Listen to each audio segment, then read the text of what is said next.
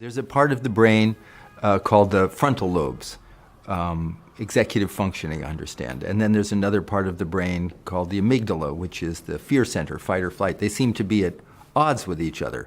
And today I read more and more, and I know from talking with people that the amygdala, the fear center, seems to have taken over. Could you comment on the effect of transcendental meditation on these parts of the brain?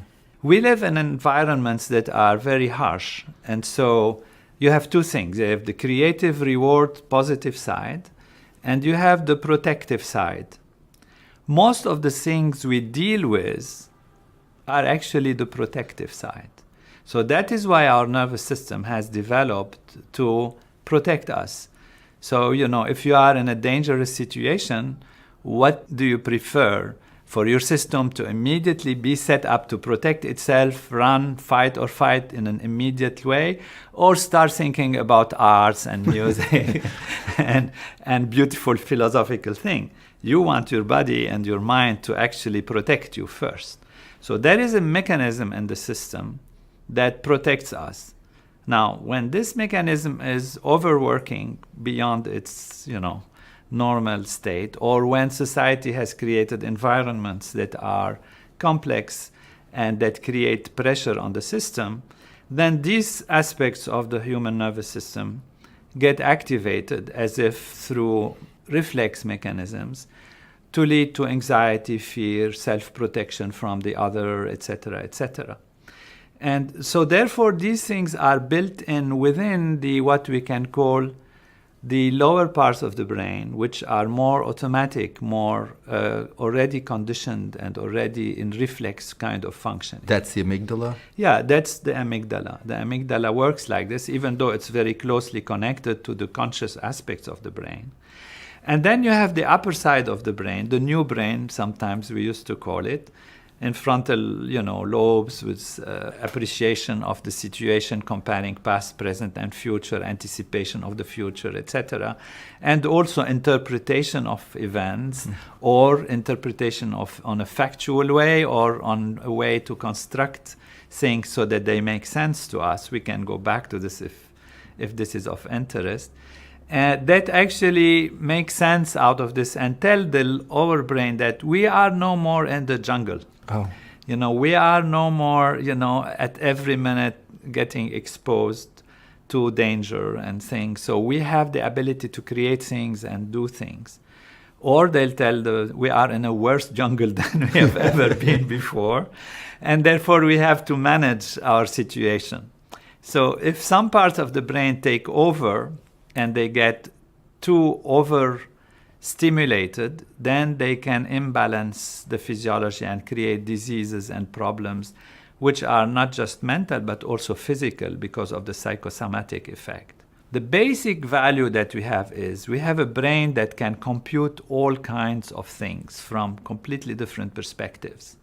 There is a fact-checking brain which is mostly on the right frontal area. There is an interpreter brain, which is mostly on the left frontal, prefrontal area. We have areas that are for reward, like the nucleus accumbens, the septal areas of the brain connected to the basal ganglia. We have fear centers.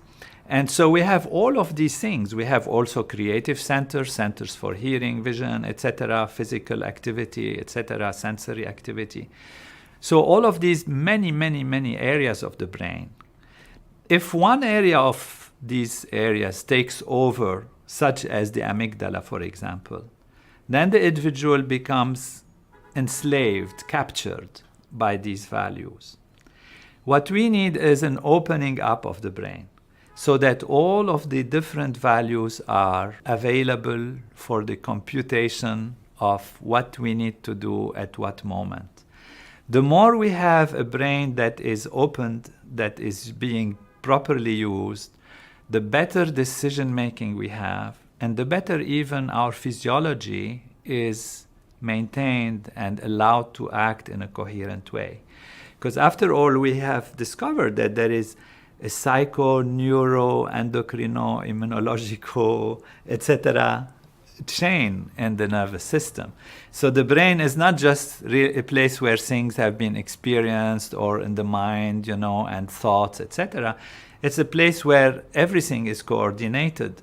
And when there is disturbance in the brain activity, it can disturb or the brain become unable to help coordinate the physiology, or it can interfere even with different, somatic, which means physical aspects of the physiology. And the meditation. So meditation has been shown to open up the reserves of the brain, to allow different parts of the brain to act in a coherent way.